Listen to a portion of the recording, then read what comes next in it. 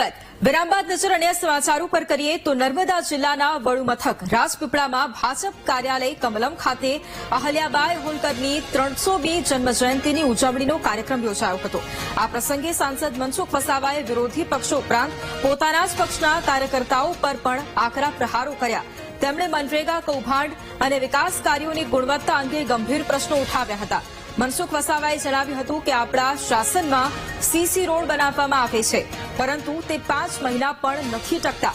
આ road Congress, BTP કે આમ આદમી પાર્ટીએ નથી બનાવ્યા, આપણે જ બનાવ્યા છે, તો આનો દોષ કોને આપવો? ચૈતર વસાવાના પ્રહારો પર તેમણે કહ્યું કે ચૈતર વસાવાના દેખાડવાના દાંત જુદા અને ચાપવાના દાંત જુદા છે।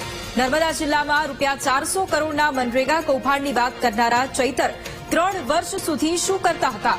જ્યારે કામો ચાલતા હતા ત્યારે ચૈતર વસાવા એન્ડ કંપની ઊંઘતી હતી।